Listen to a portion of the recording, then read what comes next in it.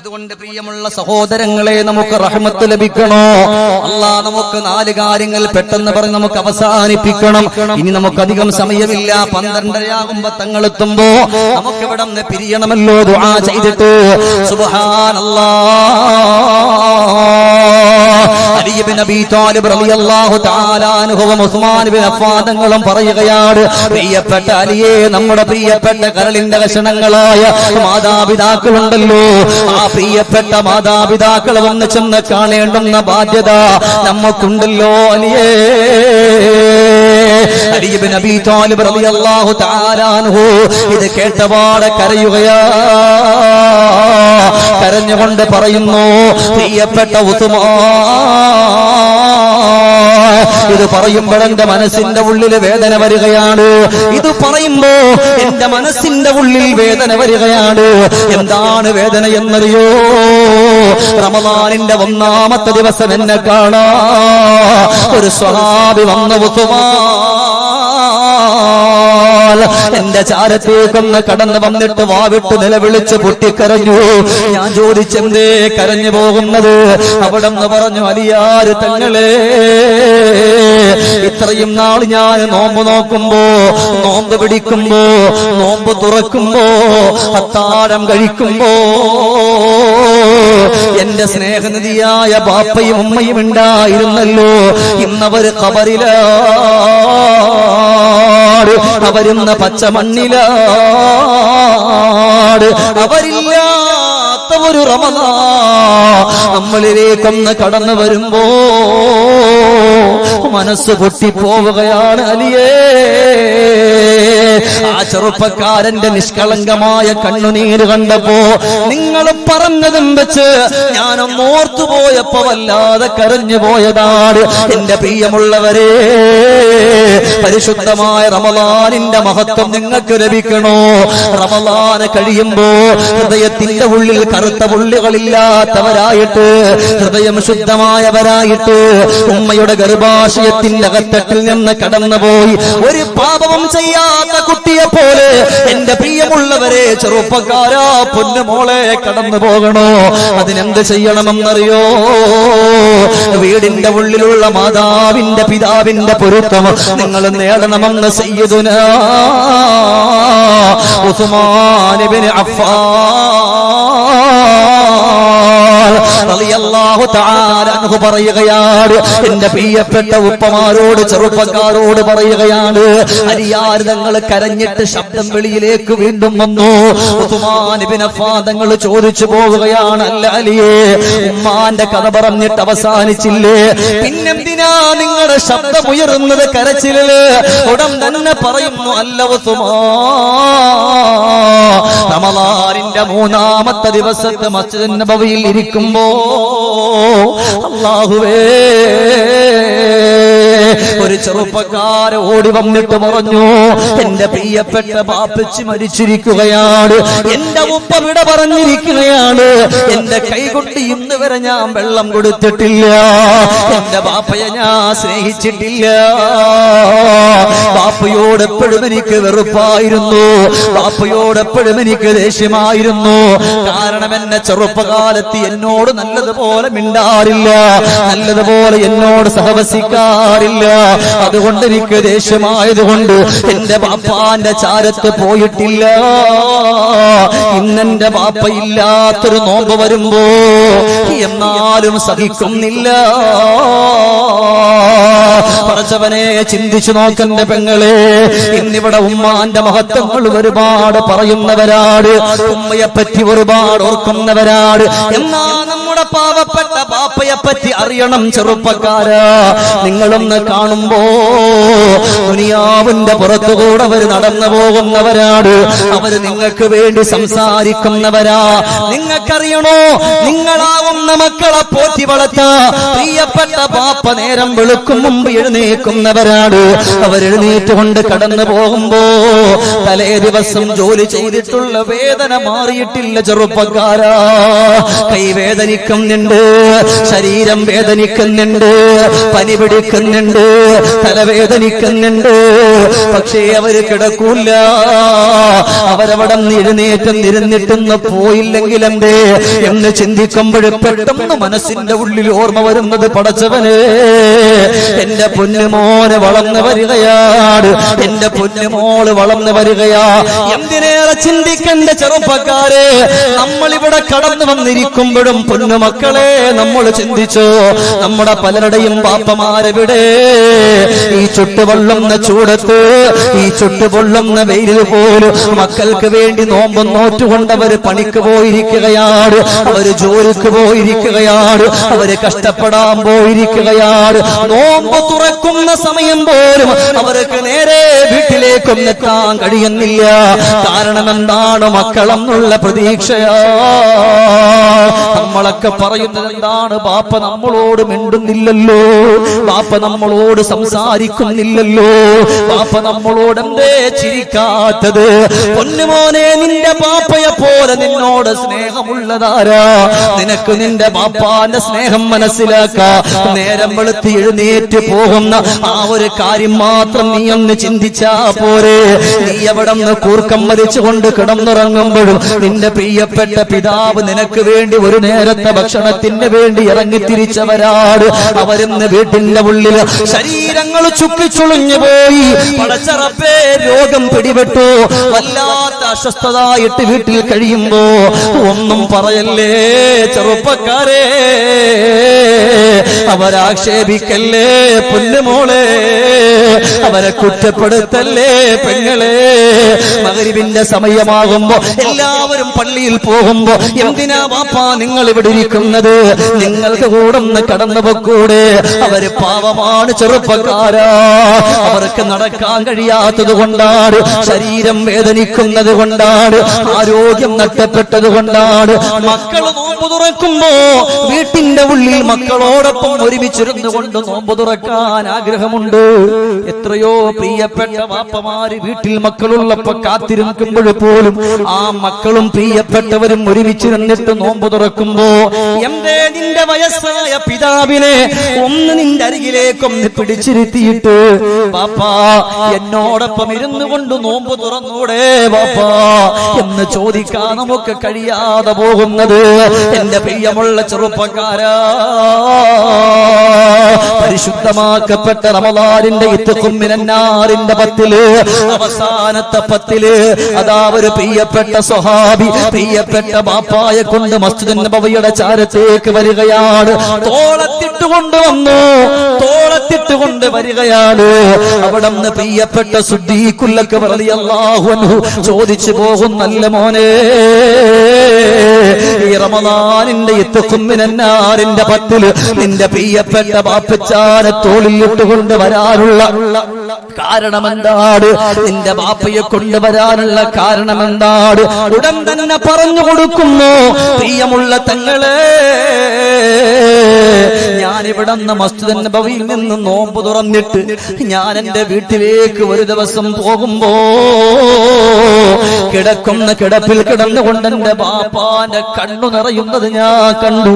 ബാപ്പാന്റെ ചാരത്ത് പോയിട്ട് ചോദിച്ചു, ബാപ്പാ എന്തേ നിങ്ങളുടെ കണ്ണു നിറയുന്നത്?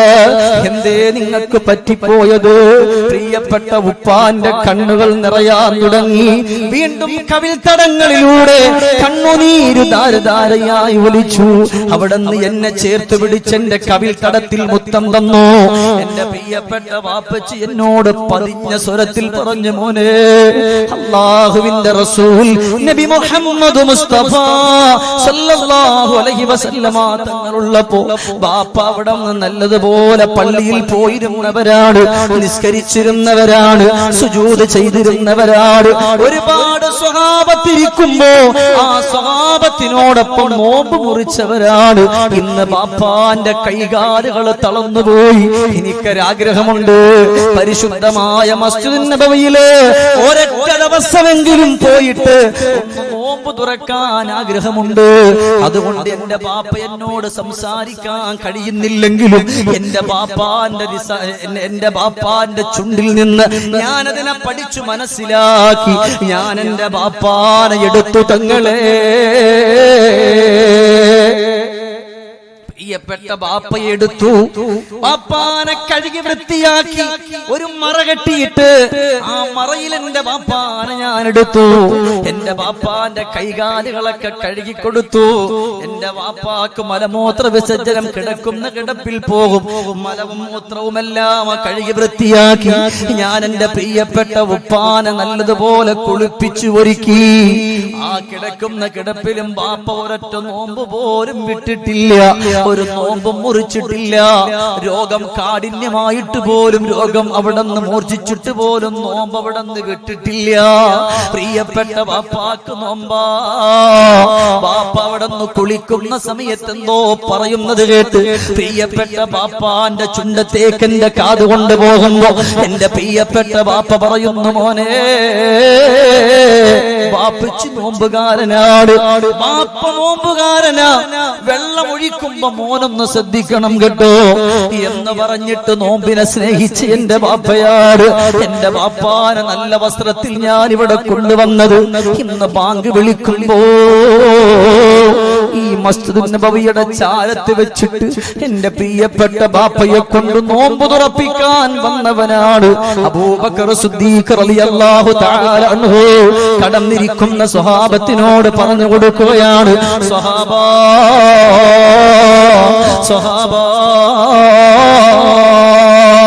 ഇതിനേക്കാൾ സന്തോഷമേതാണ് സ്വഹാബത്തെ ഉള്ളത്?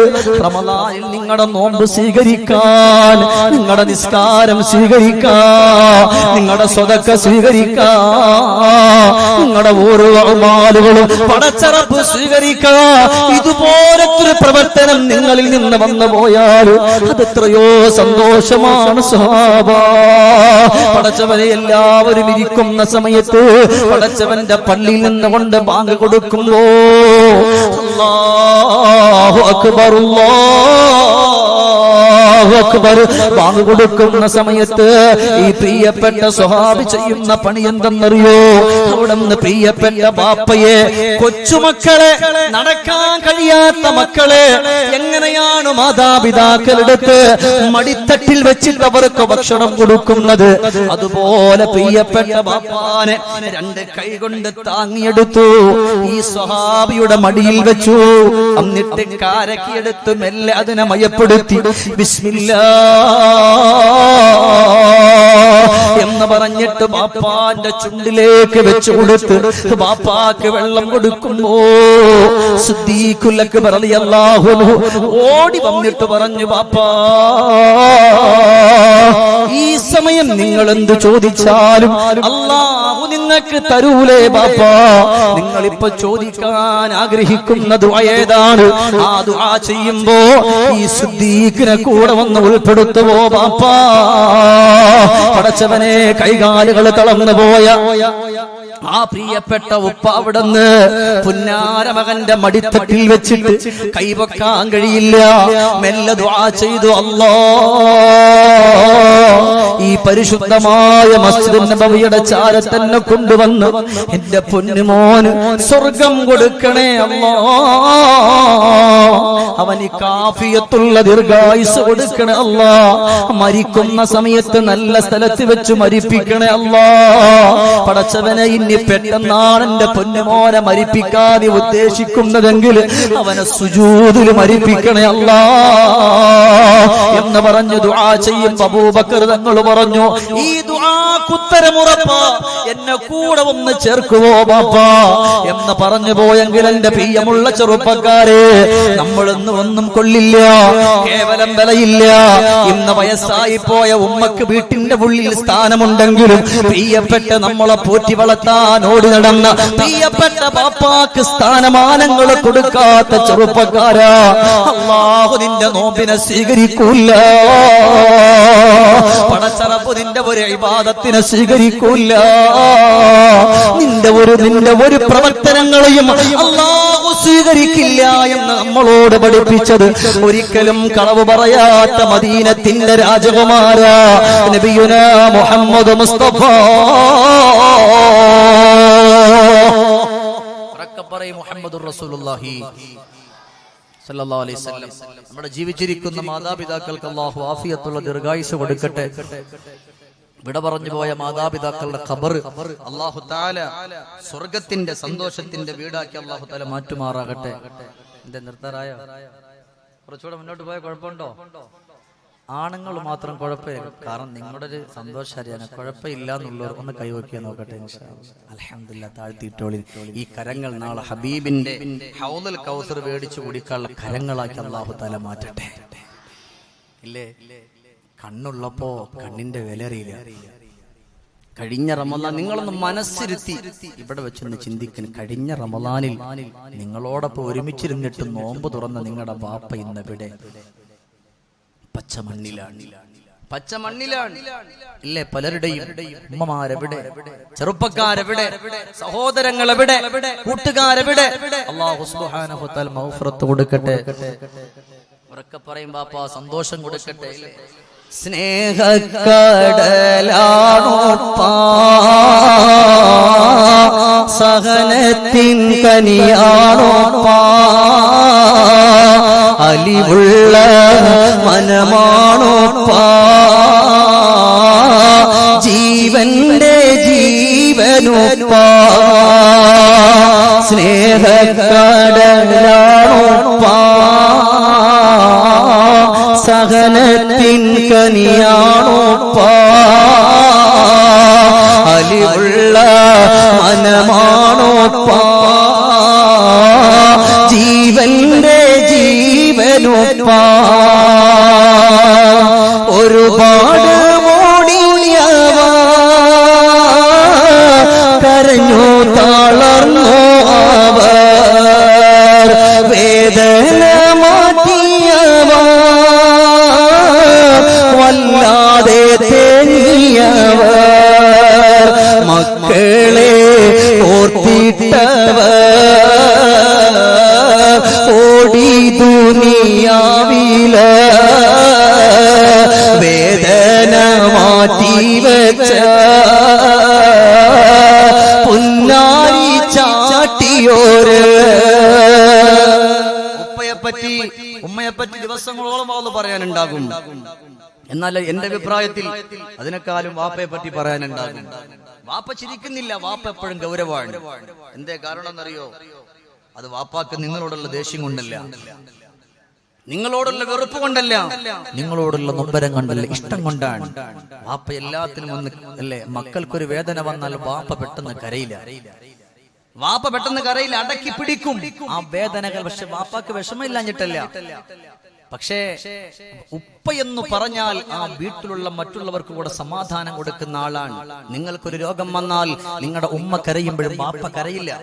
വാപ്പ കഴിവിന്റെ പരമാവധി അതിനെ കടിച്ചു പിടിക്കും. എന്തിനാ? വാപ്പയും കൂടെ പൊട്ടിപ്പോയാൽ ആ കുടുംബം ഫുള്ള് പൊട്ടിപ്പോകും, ആ കുടുംബം മുഴുവനും കരഞ്ഞു പോകും. അതുകൊണ്ട് ഞാൻ നിങ്ങളോട് സ്നേഹത്തോടെ പറയാൻ, അള്ളാഹുവിന്റെ റഹ്മത്ത് ഇവിടെ അള്ളാഹുവെ 10 കഴിഞ്ഞു, ആ റഹ്മത്ത് നമുക്ക് വീണ്ടെടുക്കാം, ആ റഹ്മത്ത് നമുക്ക് വീണ്ടെടുക്കാം. എപ്പോഴെന്നറിയോ? നിങ്ങൾ ഇന്നു മുതൽ ഇവിടെ നിന്ന് വാള് കഴിഞ്ഞിട്ട് പോകുമ്പോ വാപ്പാന്റെ വിരൽ തുമ്പിൽ പിടിച്ചിട്ട്, വാപ്പ നടന്നു വരി, നിങ്ങൾ വീഴല്ലേ എന്ന് പറഞ്ഞിട്ട് ആ വാപ്പയുടെ വിരൽ തുമ്പിൽ പിടിച്ചു നടന്നുപോയി. അതിലൂടെ അള്ളാഹു നിങ്ങൾക്ക് തരുന്ന പ്രതിഫലവും ആനുകൂല്യവും നേട്ടങ്ങളും നിങ്ങളോട് പറഞ്ഞാൽ അവസാനിക്കില്ല.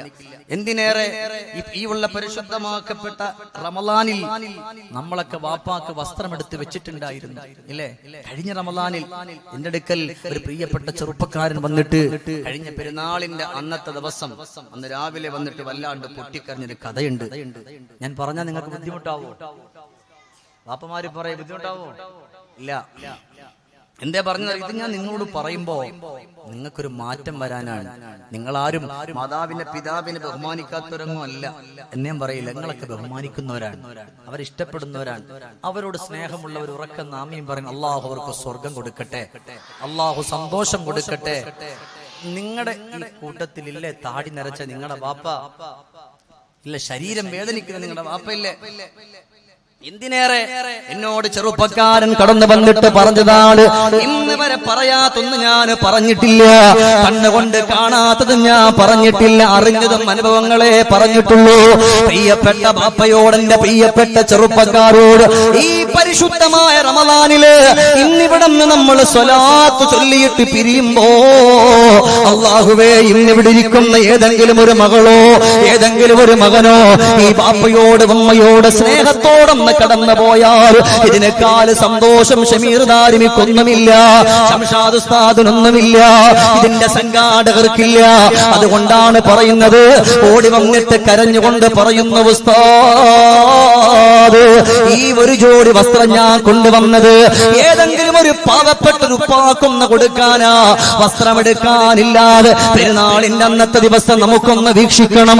ഏതെങ്കിലും വയസ്സായ ബാപ്പമാര് പള്ളിയിൽ വരുമ്പോ, പടച്ചവനെ, ശരീരത്തിട്ടിരിക്കുന്ന വസ്ത്രം കീറിയതുണ്ടോ എന്ന് നമുക്കൊന്ന് നോക്കണം ഉസ്താദേ എന്ന് പറയുമ്പോ ഞാൻ ചോദിച്ചെന്തേ ഇങ്ങനെ പറയാനുള്ള കാരണം? നമുക്ക് അല്ലാഹുവേ ഇന്നലെ വേണമെങ്കിൽ കൊടുക്കാമായിരുന്നല്ലോ, 2 ദിവസങ്ങൾക്ക് മുമ്പ് കൊടുക്കാമായിരുന്നല്ലോ. അവിടെ നിന്ന് പറഞ്ഞതൊന്നും കൊണ്ടല്ല, മനസ്സിന്റെ വല്ലാത്തൊരു വേദനയുണ്ട്, മനസ്സിന്റെ ദുഃഖമുണ്ട്. കാരണം പ്രവാസിയാണ് ഞാൻ, വിദേശത്തേക്കൊന്ന് കടന്നു പോയിട്ട് 4 കൊല്ലം കഴിഞ്ഞു. 4 കൊല്ലം കഴിഞ്ഞു. എന്റെ ബാപ്പ ഒരിക്കലും എന്നോട് പറയാത്തൊരു വാക്കെന്നോട് പറഞ്ഞു, മോനെ, ഈ പരിശുദ്ധമാക്കപ്പെട്ട റമളാനില്, ഈ പരിശുദ്ധമാക്കപ്പെട്ട റമളാനിന്റെ അവസാനത്തെങ്കിലും ഈ ബാപ്പയോടൊപ്പം ഒന്ന് നോമ്പ് തുറക്കാൻ എന്റെ പൊന്നുമോനൊന്ന് കടന്നു വരുവോ? ബാപ്പ ഇനി എത്ര കാലം ജീവിച്ചിരിക്കുമെന്ന് പറയാൻ കഴിയില്ല, അതുകൊണ്ട് പൊന്നുമോനെ, നീ ഒന്ന് കടന്നു വരുവോ എന്ന് ചോദിക്കുമ്പോ, ജീവിതത്തിൽ ഒരുപാട് കടങ്ങളുണ്ട്, ഒരുപാട് പ്രയാസങ്ങളുണ്ട്, ഒരുപാട് നൊമ്പരങ്ങളുണ്ട്, ഒരുപാട് ബുദ്ധിമുട്ടുകളുണ്ട്. എന്നാലും പരിശുദ്ധമാക്കപ്പെട്ട റമളാനില് എന്റെ ബാപ്പച്ചി എന്നെ നോമ്പ് തുറക്കാൻ വിളിക്കുകയാണ്. ഇന്ന് വരെ എന്റെ ബാപ്പ വിളിച്ചിട്ടില്ല. 2-3-4 ദിവസങ്ങൾക്ക് മുമ്പ് ഉമ്മ വിളിച്ചപ്പോ പറഞ്ഞതാണ്, ഉസ്താദ്, ബാപ്പയ്ക്ക് നല്ലതുപോലെ സുഖമില്ല, ബാപ്പാന്റെ ശരീരം മുഴുവനും തളരുന്നത് പോലൊക്കെ തോന്നുകയാണ്, വല്ലാത്ത നൊമ്പരത്തിലാണ്, അതുകൊണ്ട് മോനൊന്ന് കടന്നു വരുവോ എന്ന് ചോദിക്കുന്ന സമയം എനിക്ക് എന്റെ ബാപ്പാന്റെ ചാരത്ത് വരാൻ വല്ലാത്ത ആശയായി. അവസാനം പറഞ്ഞു, അറബിയോട് കാര്യങ്ങൾ പറഞ്ഞു, റമളാനാ, എന്റെ ബാപ്പ എനിക്കൊന്ന് കാണണം, കണ്ടിട്ട് വരാ, എന്റെ ബാപ്പയോടൊപ്പം ഇരുന്നു കൊണ്ട് നോമ്പ് തുറക്കാ. ഉസ്താദേ, ഞാൻ അവിടെ നിന്ന് കടന്നു വരികയാണ്. ആദ്യം ഞാൻ കടന്നു വരുന്നതിന് മുമ്പ് ഒന്നുകൂടെ പറഞ്ഞോട്ടെ, ബാപ്പ എന്നെ വിളിച്ചപ്പോ എന്നോടൊരാഗ്രഹം പറഞ്ഞത്, മോനെ, ഇന്ന് നീ കടന്നു വരുമ്പോ ബാപ്പക്ക് നല്ല ഒരു ജോഡി വസ്ത്രം കൂടെ എടുക്കണം, ബാപ്പാക്ക് നിനക്കിഷ്ടപ്പെട്ട, ബാപ്പാന്റെ ശരീരത്തിന് ചേരുമെന്ന് തോന്നുന്ന നല്ല ഒരു വസ്ത്രം കൂടെ കൊണ്ടുവരുവോ എന്ന് പറയുന്ന സമയത്ത്, അല്ലാഹുവേ, എയർപോർട്ടിൽ നിന്ന് ഇറങ്ങിയ പാട് ആദ്യം ഒരു കടയിൽ കയറിയിട്ട് എന്റെ പ്രിയപ്പെട്ട ബാപ്പച്ചിക്ക് വേണ്ടി നല്ല വസ്ത്രമെടുത്തു.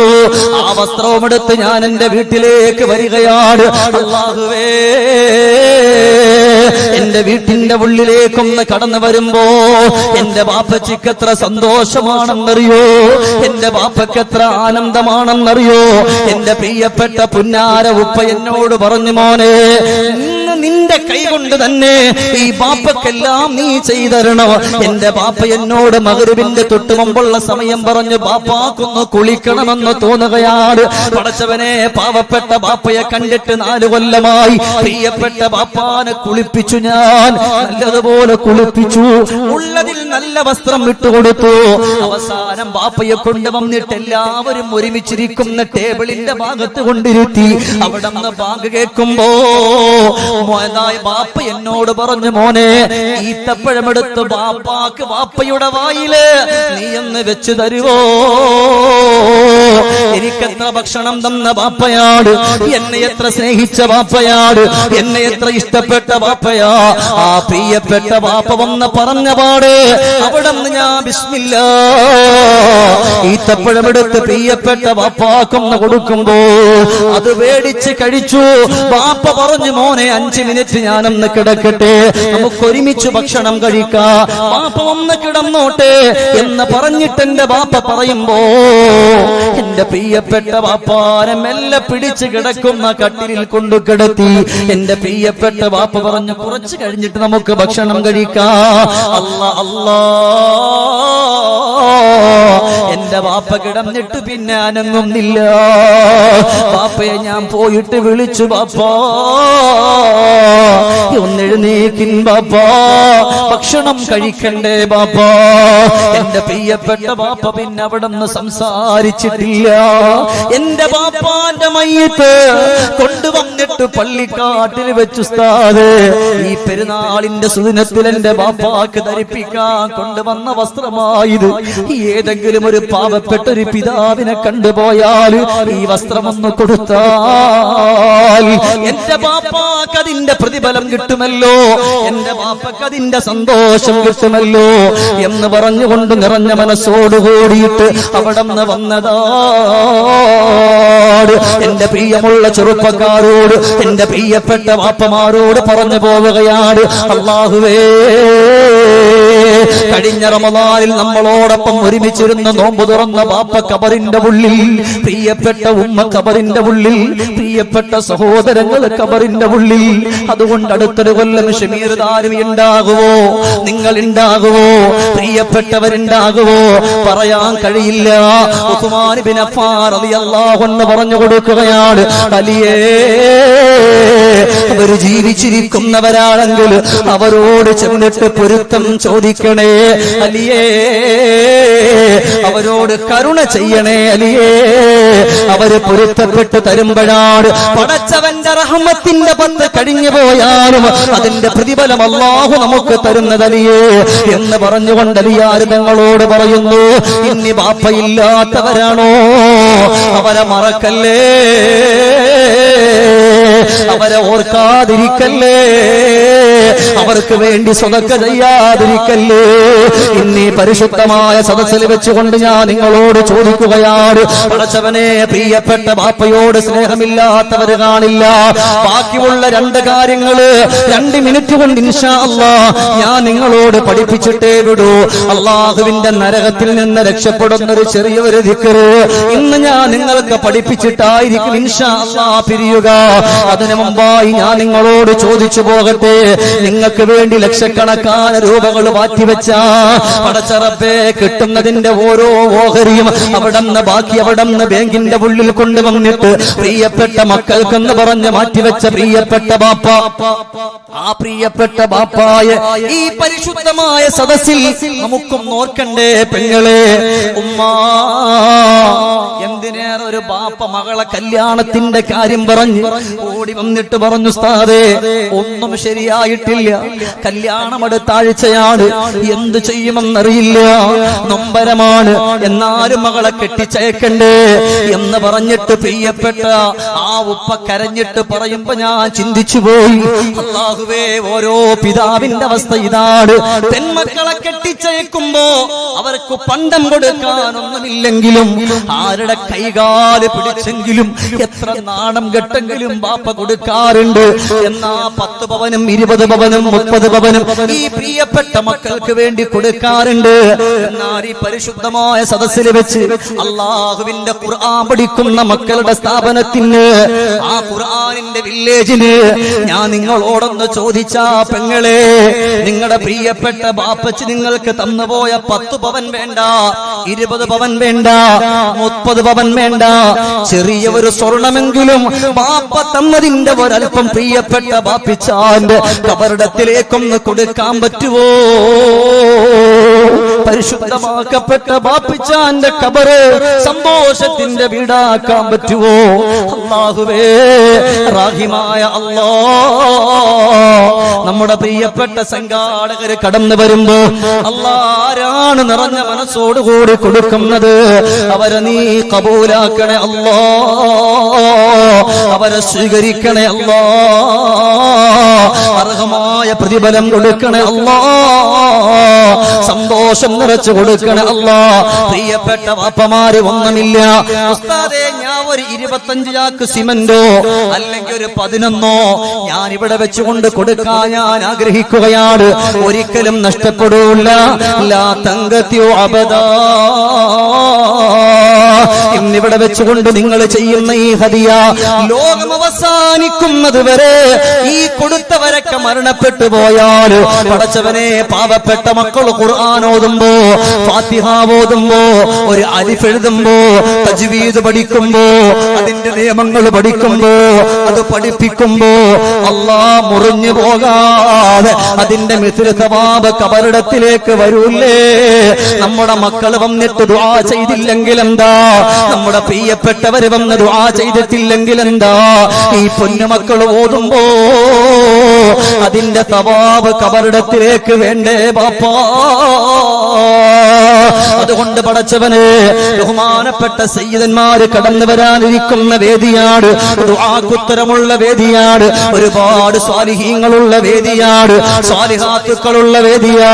അല്ലാഹ് ബാപ്പയോട് സ്നേഹം വെച്ച് ഉമ്മയോട് സ്നേഹം വെച്ച് ഇന്നവരുടെ ഖബർ സ്വർഗത്തിന്റെ സന്തോഷത്തിന്റെ വീടാക്കാ. ഞാൻ ഇത്ര ചാക്ക് സിമന്റ് ഈ പരിശുദ്ധമായ സദസ്സിന് വേണ്ടി കൊടുക്കുന്നെന്ന് പറയാ മനസ്സ് കാണിക്കുന്നവരാരാണ്?